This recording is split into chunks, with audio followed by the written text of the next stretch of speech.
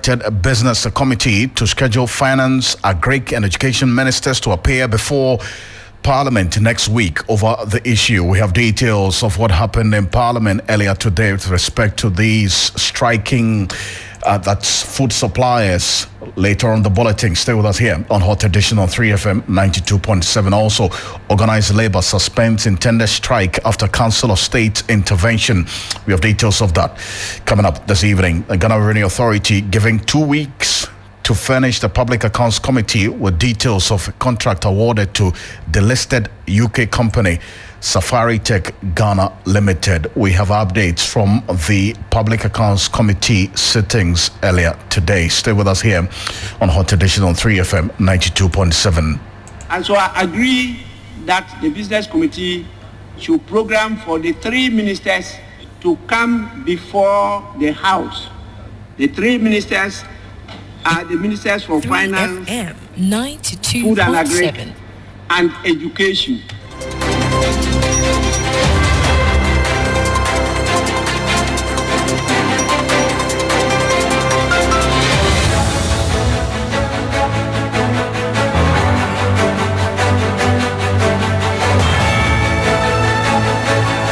We have the latest in business, sports and entertainment coming up over the next 60 minutes here on Hot Edition on 3FM 92.7. I am Alfred Ocansey. Let's get into the details now. The Speaker of Parliament has directed the Business Committee to schedule 3 ministers to appear before the House next week in a bid to find a lasting solution to picketing at the Buffer Stock Company.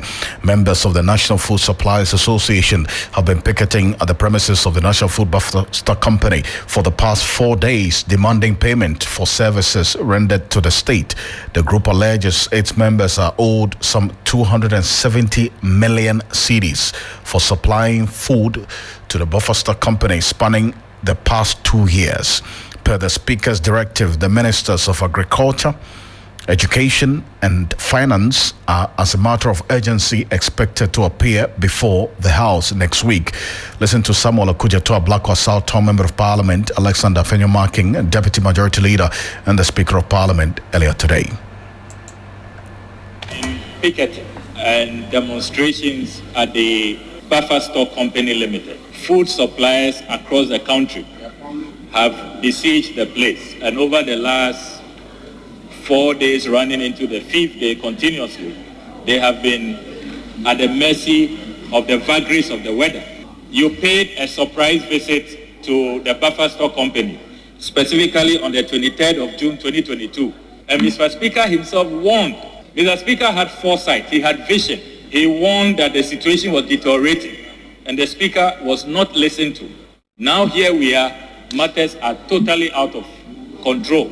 So, Mr. Speaker, I want to appeal to you that the Honourable Minister for Education and the Honourable Minister for Agri should be programmed to appear before this House urgently, and possibly we should add the Minister for Finance, because we are hearing that the Minister for Education made a request for financial release and it has not been acceded to. So these 3 ministers, Mr. Speaker. I had a good conversation with the Minister of Education. It is his ministry that does the payment through Buffer Stock. The indication he gives is that every effort is being made to deal with the situation, and that some of the vendors have been paid and they are doing so in batches. So I believe that it's not a matter that would have to require a parliamentary committee going to investigate. The issue is people are owed and they have to be paid. They've rendered services to the state. They have to be paid. And the minister indicates to me that some have been paid, not all, and that steps are being taken to do extensive validation of invoices presented. And so I agree that the Business Committee should program for the 3 ministers to come before the House. The 3 ministers are the Ministers for Finance, Food and Agri, and Education, to tell us why the challenge. We'll be able to assist the executive to solve some of these problems. That is why we are establishing the Committee on Ways and Means. As the Speaker of Parliament, meanwhile, the leadership of the minority clashed with the Minister for Food and Agriculture, Brian Achampong, over the latter's decision to involve the media during their visit to the National Buffer Stock Company. The minority group moved to the Buffer Stock Company shortly after proceedings ended in Parliament earlier today. Here's the minority leader interacting with the management of the Buffer Stock Company at their offices. He was going to have a meeting with the Minister of Finance today and get back to them. There is also an emergency. What are the quantum of payment? It's roughly about 270 million cedis. Yes, please. There is an emergency board meeting. Board members and the management are also going to inform the suppliers how they intend to, as of this afternoon. I think they were just waiting to hear from the Minister of Agric after his meeting with the Minister of Finance. How many years of arrest? I think they're talking roughly about a year. It has impact on education systems. So you can't just see it as a food shortage item or somebody that has supplied something and not being paid. Is that true that, irrespective of the fact that you are owing them, you have engaged other suppliers and they are no more supplying? No, that is not the case. What it is the Ministry through Ghana Community Exchange are also doing some of the supplies. I think we are doing 50%. And they are also doing 50% of the supplies to the schools. So it's not Buffer Stock that is engaging other suppliers. These people are owed a lot of money. They are suppliers, they are ready to supply. They have not been paid. And then they see people who are not being supplied. And being paid. And that really probably becomes very unfair. So I think those are some of the issues. So again, let me find out. What is happening to the supplies to the schools? Are you behind? Well, we are still supplying. We still get, way bills, coming in. So that's the interaction between Dr. Kesela Tufosi and the managing director of the Food Buffer Stock Company. But shortly after that encounter, there was some misunderstanding that ensued between Brian Achampong, the Agric Minister, and the minority leader. Take a listen. He was going to have a meeting. So we'll ask the minister. So we can take it. The minister is up. So we don't need to. We need to see the minister. Minister. Why can't we do that? We can't do our work. Why can't we? This inorganic picketing, you can't do that. We can't do our work. We are here to help them. We can't do our work. You are former deputy finance minister. What do you know about these payments? What do you know about paying people or payments that are delayed? You're former finance minister. So are you saying? Your first thing was You should be the last person to get angry. You should be the last person to get angry. Member of Parliament. No, you should be the last person to get angry. Are you angry because we are finding solutions to the challenges? For doing our Are you angry because we are finding solutions? If you could have solved it, we would have been here. Don't do that. You should not be the last person to get angry. Are we not members of Parliament? We are all stakeholders in the governance of this country. Is that what you're saying? You shout at us like that, please. You don't do that. You don't do that. I'm saying that. You came and said disrespect. It is quite disrespectful. I'm not going to accept It is disrespectful. I won't accept this. You don't do that. You don't do that. Young man, I won't accept this. You don't do that. You must be told in plain language. But what I'm saying is that This matter must come to an end. to solve this problem. This inorganic picketing should not be accepted We are not going to. and encouraged. So you don't bring press to a reception. This is the parliamentary No, press. leader. You are a leader. Yes. You are a minority leader. So You like a anytime you say what is your problem? What is your problem? that should stop. What is your problem? No, let me say I'm trying to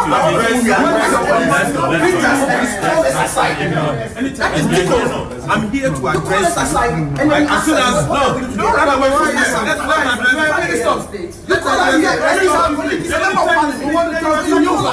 And then we all No, we know what to do. We want to talk talk to you. We know what. Yeah, you want to talk to me? Yeah, so say that. You should have said that. But you attack us like that.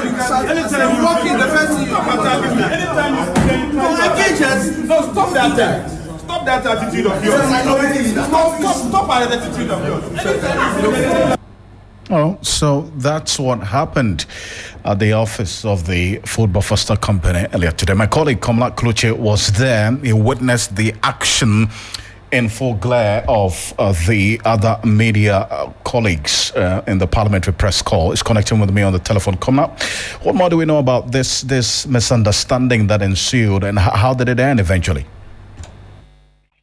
So, Alfred, when the speaker indicated that the three ministers should be hauled before the House to come so that they are able to find a lasting solution, the minority leader thought it wise that first hand they would go to the buffer stock company and find out what exactly the situation is, so that they get informed, and that would really equip them with knowledge on who they should speak to. One, speaking to the buffer stock company, and also ascertaining from the women. So the very first sound that you played, you realize that when they got into the company, in fact, the minority leader, the deputy minority leader, the Samuel Kujita Blakwa, Kwamnamita Kando, and then one other MP, they went straight, they greeted the women but did not talk to them,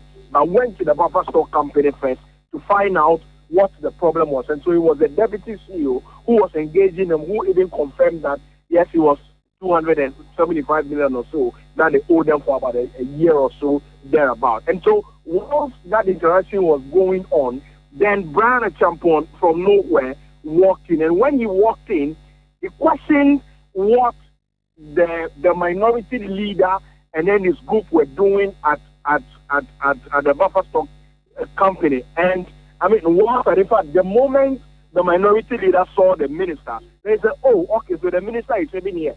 Let's find out from him what the situation is, why the women are still here.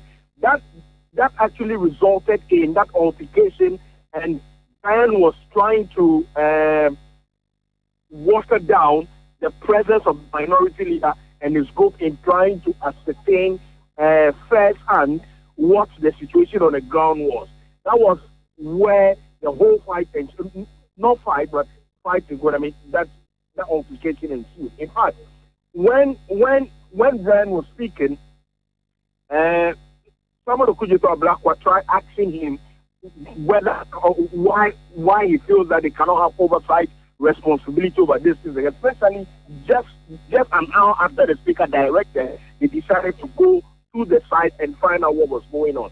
And so at the end of the day, he had to now go into the after that issue because he tried to so to speak make it look as if the minority were just there and were trying to play the politics of it. In fact, his own words was that this was a political show, and that at the end of the day, well, they have not achieved anything. And so the call by the minority in wanting to ascertain the veracity of the information, especially when videos have gone viral and the women slept in the open under the mercy of the weather and all that, he felt that the presence of the minority was just out of political mischief. And so that confrontation ensued. But shortly after that, tempers calmed down a little bit. Brian took them into the boardroom. They had some engagement. In fact, that engagement equally broke down because Brian kept insisting that he had absolutely no right to come to the place, especially when he had come to the place in the morning and the women who were there were less than two, and all of a sudden the numbers have gone up and all that. And so he didn't believe that genuinely the cause of the women was being sought, and that it was just for the cameras, and why they had to come with the media to the place. That again broke down, and the minority leader had to leave his group to now come to the women. At least they've had confirmation of the amount. They've also had confirmation that yes, there was a board meeting that has been called, which would be happening over this weekend to address the matter. And so when Brian was not cooperating with them, then they came to the women and had to express their sympathy with the women. They gave them food and some money to be able to take care of themselves until the situation was over. And then Brian came in again to address them. It was at that point that a spokesperson of the group, Brian, tried to discredit whether he was a supplier or not. And in fact, Brian asked us again whether the spokesperson of the group was a supplier. And the women insisted that because they cannot express themselves in English, is the reason why they have asked to secure services of the young man, one amendment, to be able to speak for them. So while the gentleman was speaking, Brian kept saying that he is not a supplier, he's not a part of them, and that the media should confirm from the women. And when Brian asked that we should confirm from the women, then the women said, no, that is not true, and that Brian was not telling the truth. They hired the gentleman, and that the gentleman was speaking the truth. And this was the altercation and dispute between them again whilst Brian was speaking. A week today, Friday, next week, we're going to look at ways that we're going to streamline the business to ensure that when they supply, they are paid immediately. The way they do business now, they themselves will testify. But that's not the best way to supply this quantum of products to institutions and the way it's worked out and all those things. But we've agreed on how we're going to work it out so that when they supply, they'll be paid on time. This issue this afternoon is just a political show that has been staged to send a sort of message to the public, because it should not have happened. A matter that was resolved yesterday, that they left this premise and went home. This spokesperson that they're talking about in the last couple of days, I have never seen him. This Ahmed Dume or what, I have not seen him as part of this group. All of a sudden, he shows up. The women are here. You can talk to them. I had just as they admitted. And then they are called back. It's never true. Never. On them, it's quite unfortunate.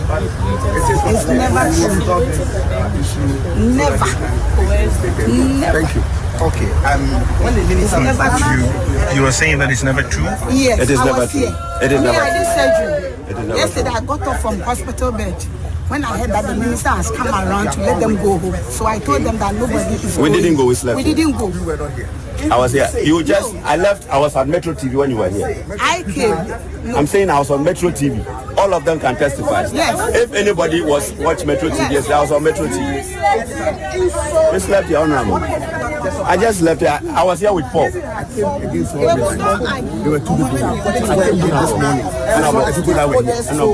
I said, anytime you came. 12 midnight. I came 12 midnight. I saw that people that were here. I'm saying 12 midnight. This morning, 7 o'clock. When I was doing the So that confirms that the reaction when Brian Champon sought to suggest, Komla, that Koko Amedume is not part of them, but that's confirmed. And in fact, we here at Media General did interview him over the last 3 days. It's been a constant go-to anytime we want updates about what's happening there. So how then the minority leave the place? With what resolution exactly to the problems of these women? Well, I mean, they were only there to find out firsthand what the situation is. And so when they get back to the house on Tuesday, hopefully when the 3 ministers appear, then they will have the first-hand information to be able to speak to it.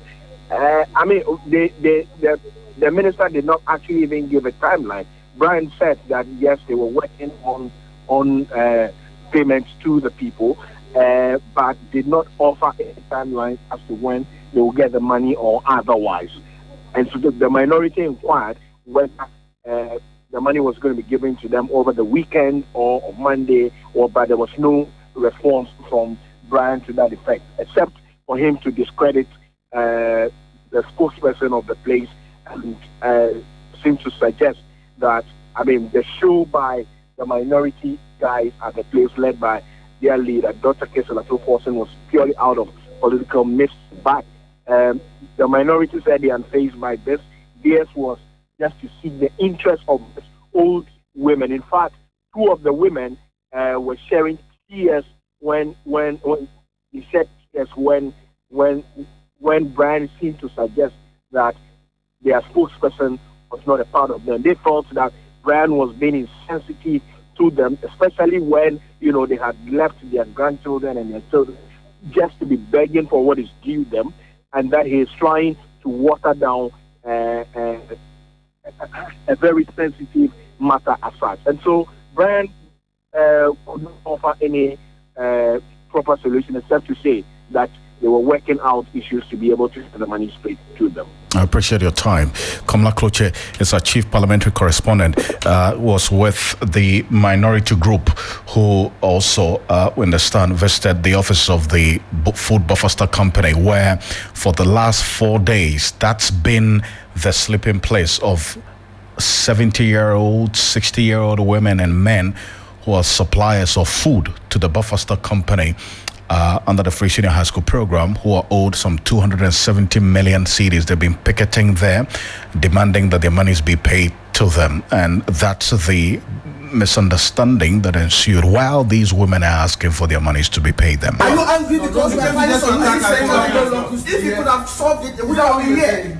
You don't do that. You should not to get angry. We don't members of parliament, we all stakeholders in the governance of this country. Is that what you're saying? You shout at us like that. Please. You don't do that. You don't do that. I'm saying that. You came and said disrespect. It is quite disrespectful. I'm not going to accept this. I won't accept this. You don't do that. You don't do that. Young man, I won't accept this. You don't do that. I won't join you in this. But what I'm saying is that this is not the route to solve this problem. This inorganic picketing should not be accepted. We are not going to and encouraged. So you don't bring press to a reception. This is the parliamentary No, press. leader. You are a leader. Yes. You are a minority leader. You like attacking me anytime you say. What is your problem? What is your problem? That should stop. What is your problem? No, let me say what you're trying to do.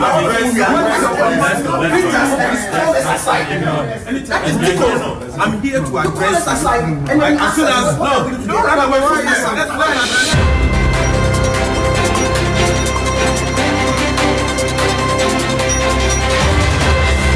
An issue we're going to be keeping our eyes on, stay the steam on as the minutes go by, because we understand that women have not left the premises of the food buffer stock company, even though there have been some assurances the monies will be paid to them by Monday. They say that because of the failed promises over the last 6 months, they will not put any premium on any promise to pay them their money.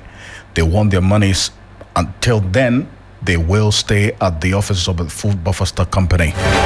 Stay with us. I'll give you updates on this matter. But the Public Accounts Committee of Parliament has given the Ghana Revenue Authority a 2-week ultimatum to furnish Parliament with contracts of engagement with a revenue monitoring company whose identity is unknown, with its address traced to a tailoring shop on the Spintex Road in Accra. Safari Tech Ghana Limited was engaged by the Ghana Revenue Authority in 2020, but records have revealed that it had been delisted since 2016, even though it still monitors revenue collection for the Ghana Revenue Authority. Now, this was revealed in Parliament when the Commissioner General of the GRA, Reverend Dr. Amishadai Osu Amwa, appeared before the committee to answer questions on this particular issue. Take a listen.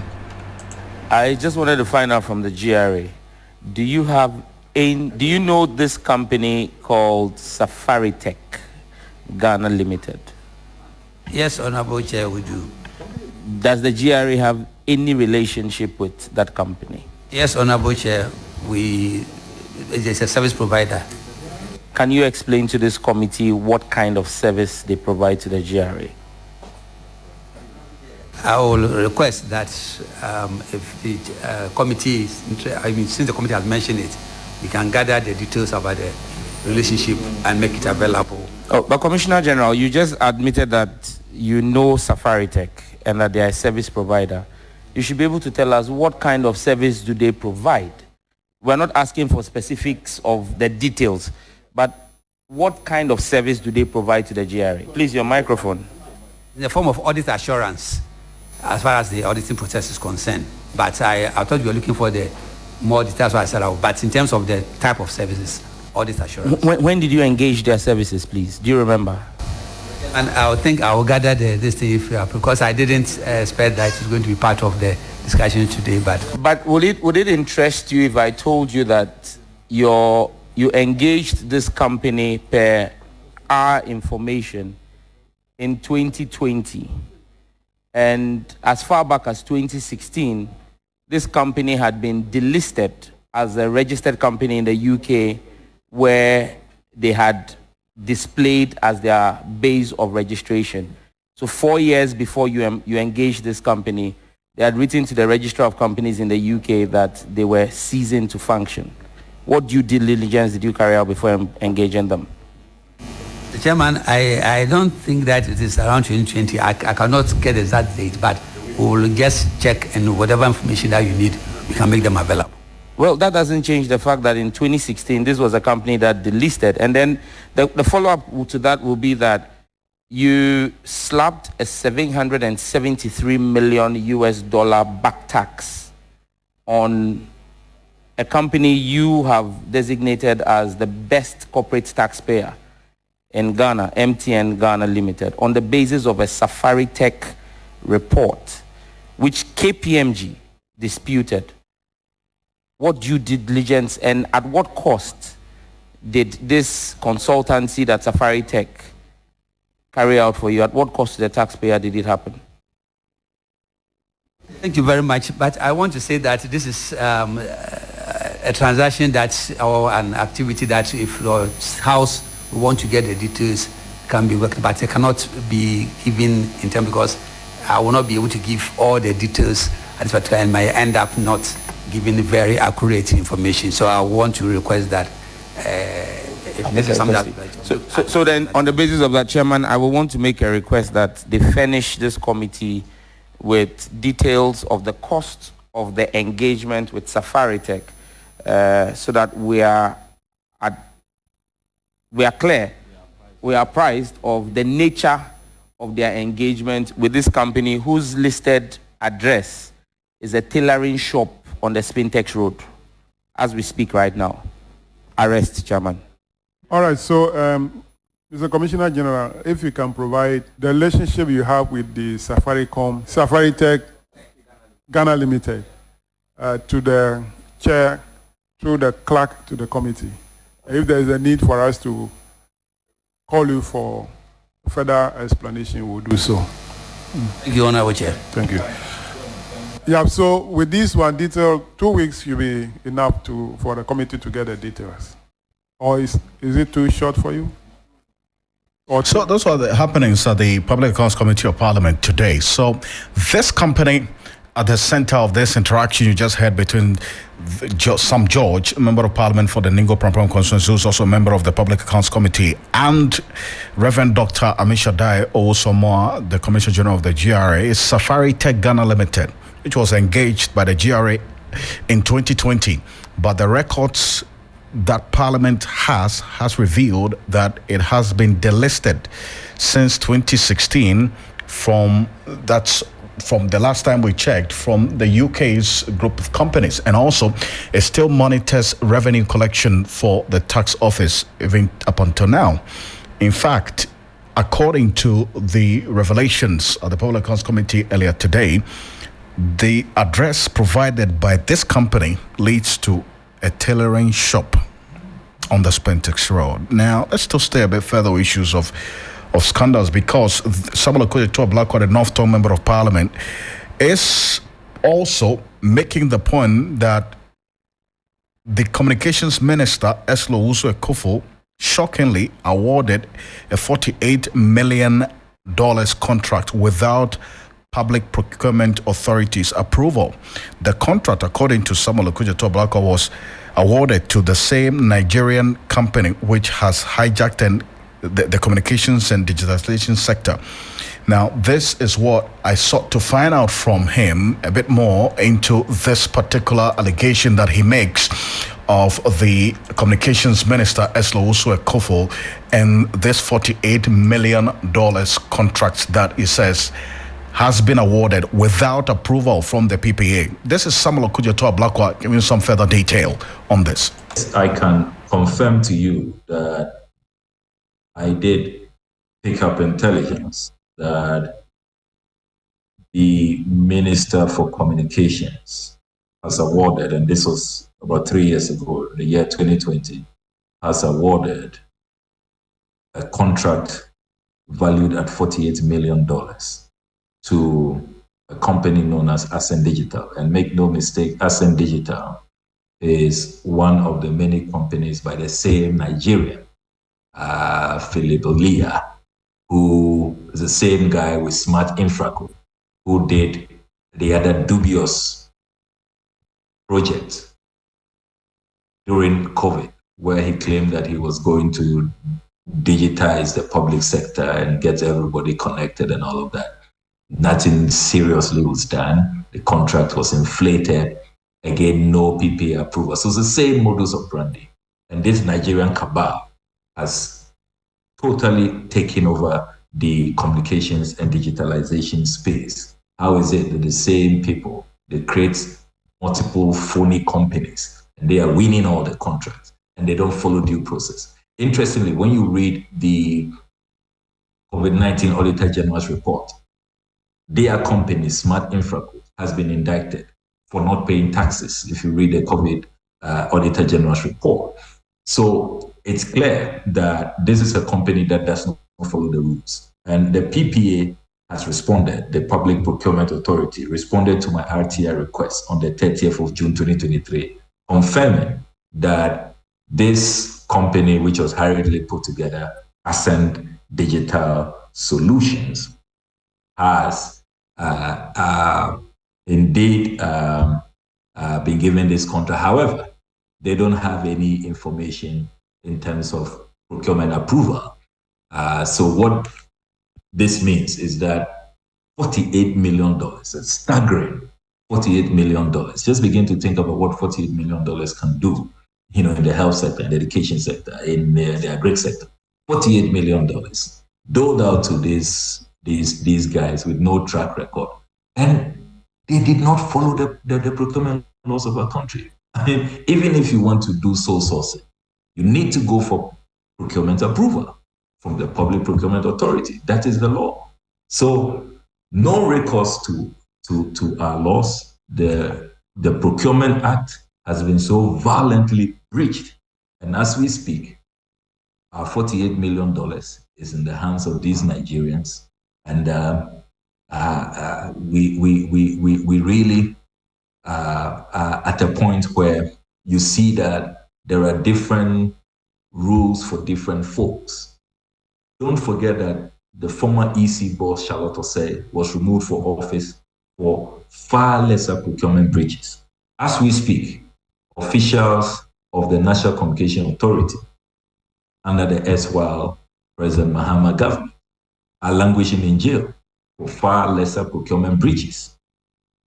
And here we go, under this regime, who they claim they are the apostles of the rule of law, they will follow due process, they will respect the procurement law. And you remember that when they were in opposition, they even said that there was too much sole sourcing going on, they would not do sole sourcing.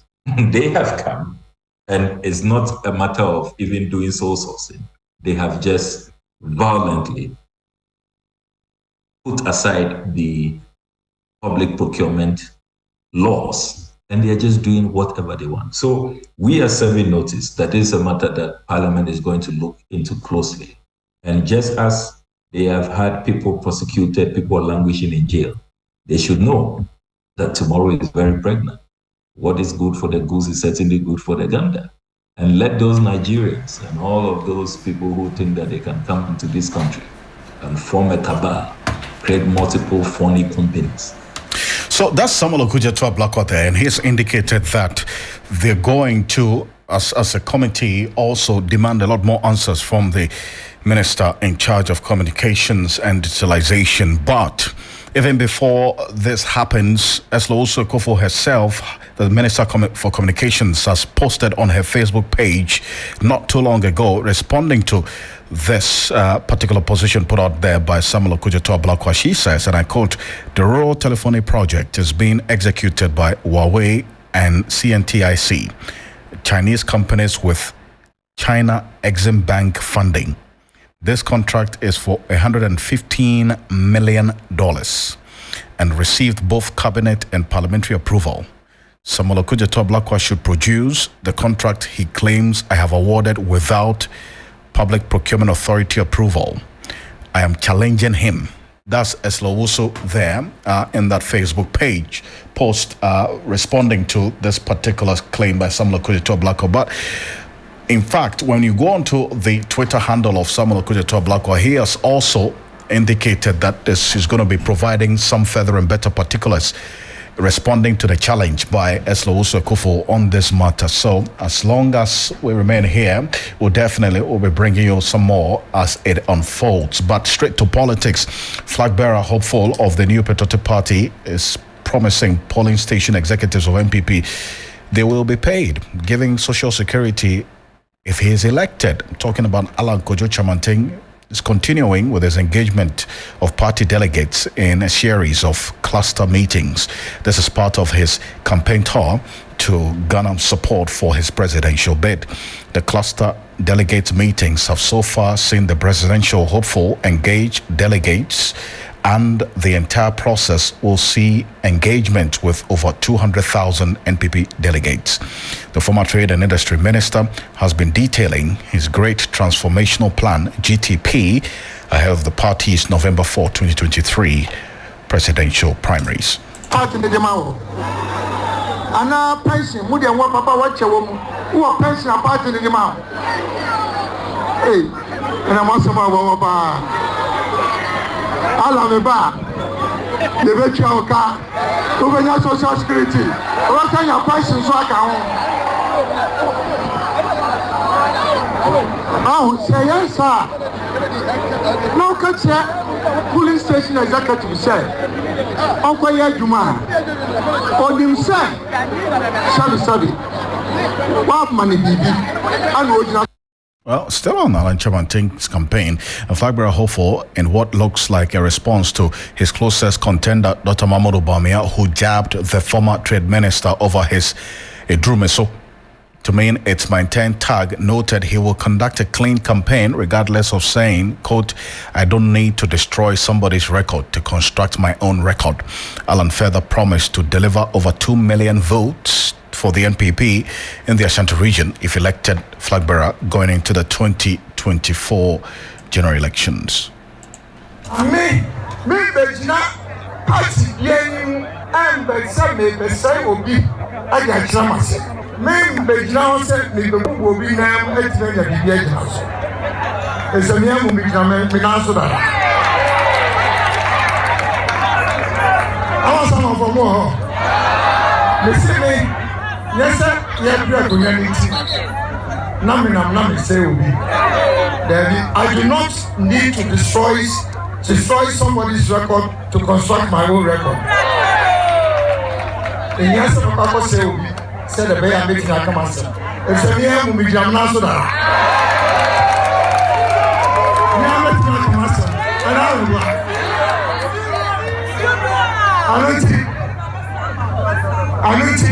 I didn't say I'm never too many. And I'm saying also don't tell. If I say me can't no media, bet me up wow, then you put to you. And I'm saying now I addition to what make Naswa, wait very bad. Alan Chamanteng there. My colleague Christian Yali has been following the campaign tour of Alan Kojo Chamanteng over the last 48 hours. He's connecting with me on the telephone. Christian, where have you been today with the campaign of Alan Kojo Chamanteng so far? All right, Alfred. So we started from the Amasaman Krobu constituency. So today it has been a cluster of constituencies. So there he met two constituencies, namely the Amasaman and Krobu constituencies. And from there we went to meet delegates from Anya, Southwom, and then Wejagbawe.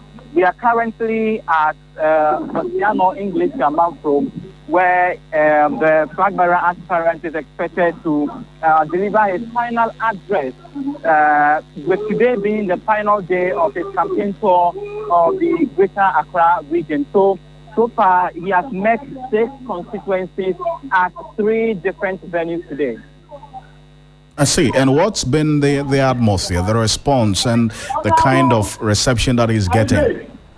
The reception, I would say, has been very tremendous and massive for all the places that we have been. A while ago, I interacted with spokesperson for the Alan campaign team in the person of Mr. Yaobuabena Samoa, the former National Communications Officer for the NPP.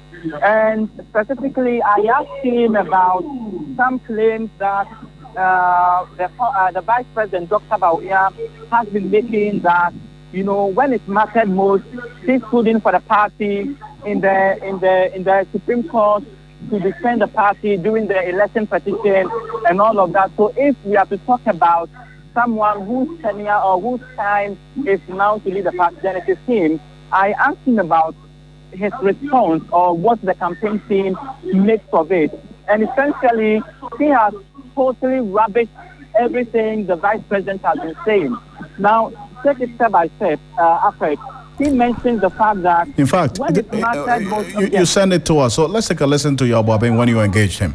I'm surprised that the Vice President himself is actually wading into this Edrusu business. Look, Edrusu is a very, very potent process in our party, in the sense that the party delegates look at long service to the party and political maturity gained from that service. It is a very big part of the decision that they take. Now, if you say that somebody says Edrusu, now you refuse to agree that when it mattered most, you were there to save the party. When it mattered most was when the party was created. When it mattered most was when we were coming out of military rule. When it mattered was when we needed men to put their monies together, to put this party together and to grow this party. The Vice President came into this party without contributing a peso to the processes of this party. And I challenge him to show a receipt. He himself, on his campaign round, has confessed that he's not a politician. He was not a politician. He was brought in by Nanado to become his economic counterpart. So he was not contributing to the party. That is when it mattered. Now, the party has grown old enough, they had resources, and the party gave you the Vice President in your capacity as Vice President running mates to the candidates. So that's Yaobuabena's response there. So where are you now, Christian? Yeah, we are still here at Bastiano English Amafro. We are about to wrap it up for today, and that will be the end of it for the Greater Accra tour. So one thing that I also asked him was the fact that no NPP is a party that says it thrives on democracy. But I noticed that throughout the campaign today, one message has been re-echoed over and over again, that the NPP has a succession plan, such that throughout history, whenever there is presidential primary, whoever becomes the second is the one the party chooses to lead it the next time they need a flag bearer. So essentially, because Alan considered defeat to Akufo-Addo in 2007 and allowed him to lead the party, it means that automatically he has to lead the party now. I asked him about it, that if that's the case, then what happens to their mantra? They claim that they thrive on democracy. Why don't they give a fair ground to everyone to contest? Right.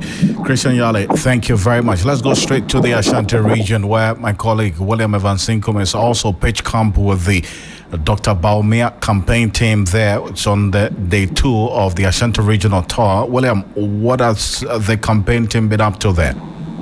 Well, so it's been a rapturous welcome for Dr. Mahmoud Bawumia in 4 of the constituencies that he has visited in his day 2 tour of the region. So today, he's been at the Achimampunya constituency, Achimam-Webeja North and South constituencies, and finally, he is heading towards the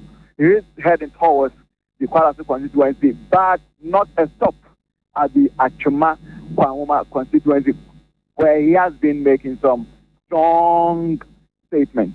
I mean, for himself and why he has the wherewithal to lead the NPP into the 2024 general election.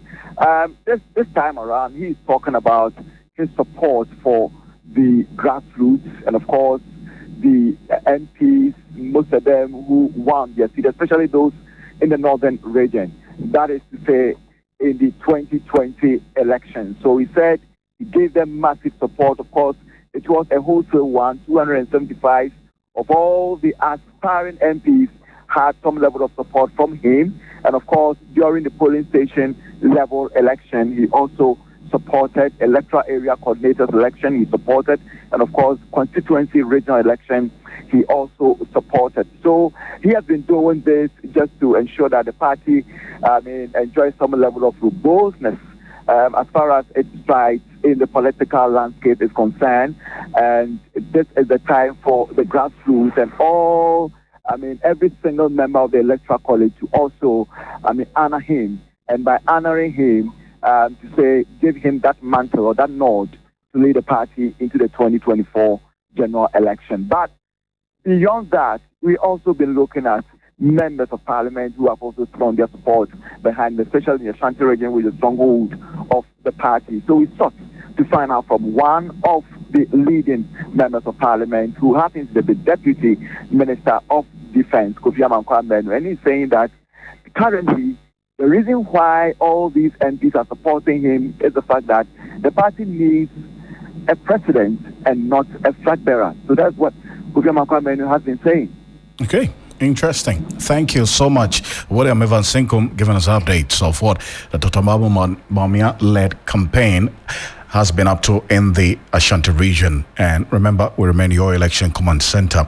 Naneka Mensah-Brampa is here with the latest in business. Thank you.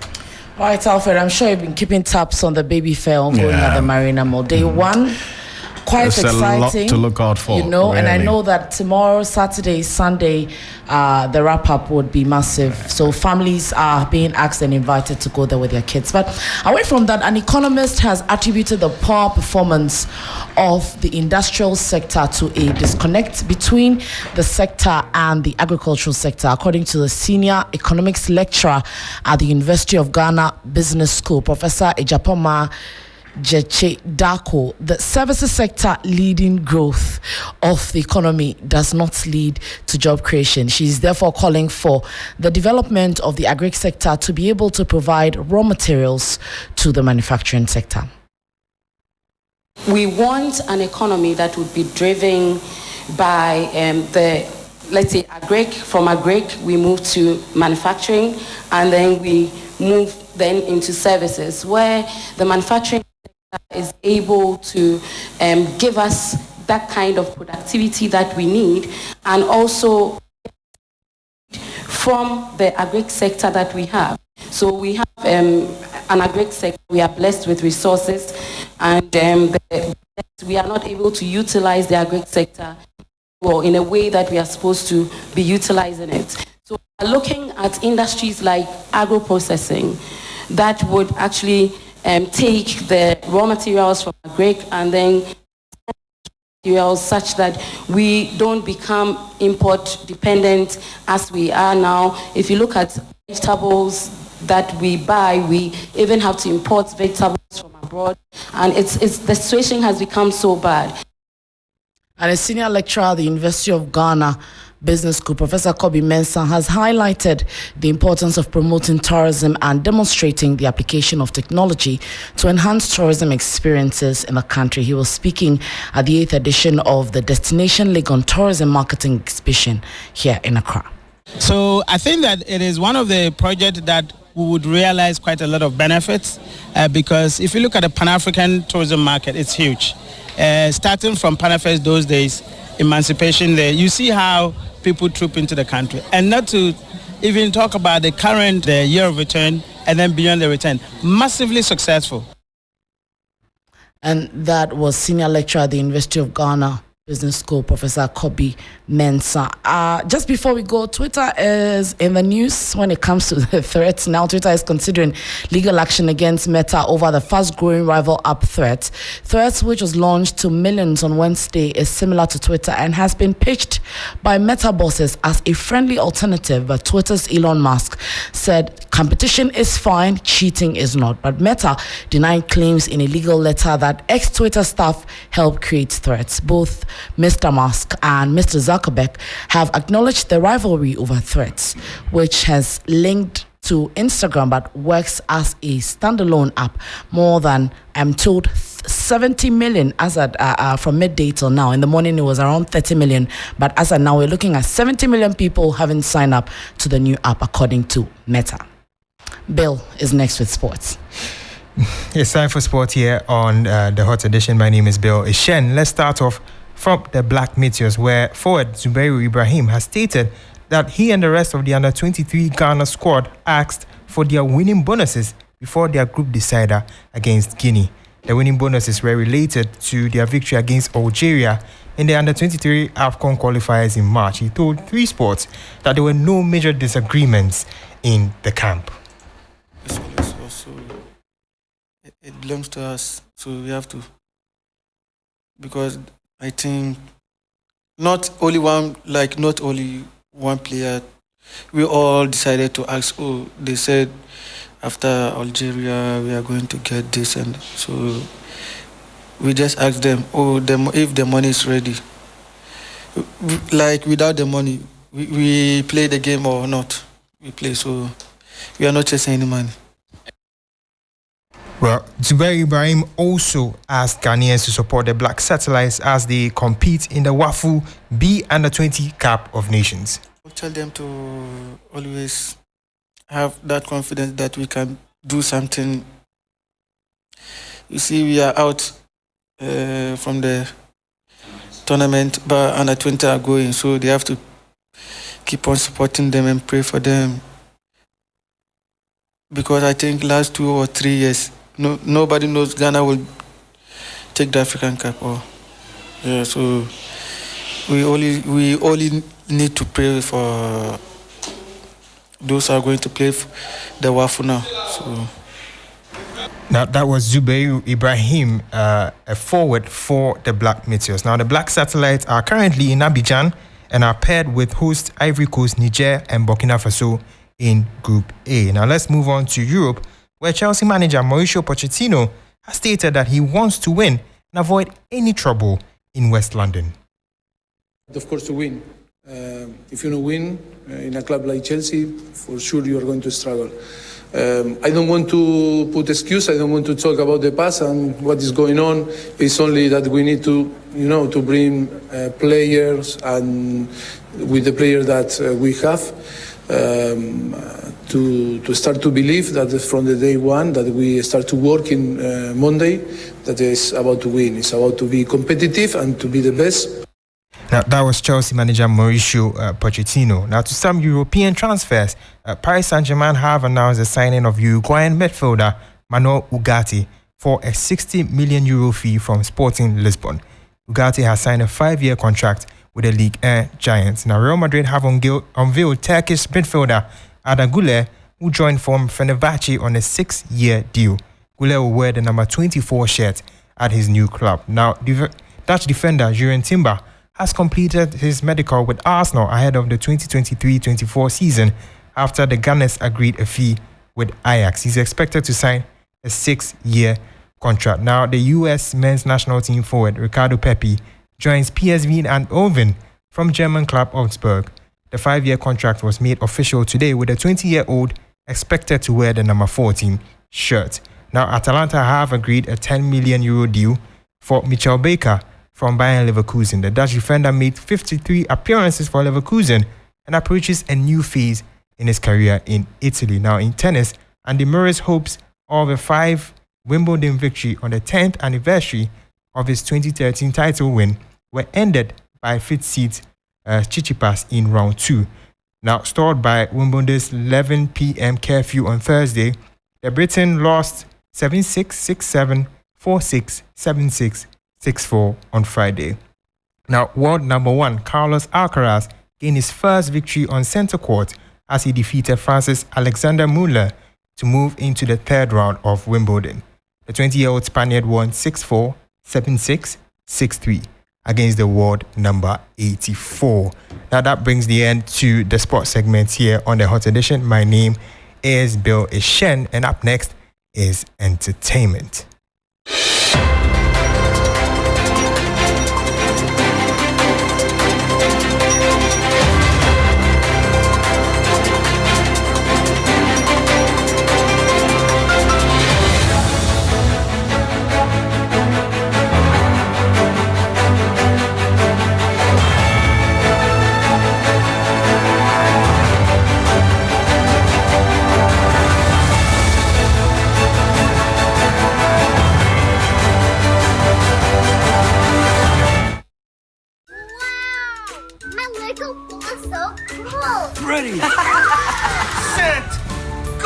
The 3FM Baby Fair is here, calling all parents and guardians, mothers, expectant mothers, and expectant fathers. Parents, make it a family affair with fun photo booths for family shoots, kids arena for the kids to have fun, and so much excitement. This fair will be a one-stop shop for all childcare products, clothes, toys, child development products, and so much more for every child of every age. 3FM Baby Fair on the 7th July, 8th July, and 9th July 2023 at Marina Mall, Airport City, Accra.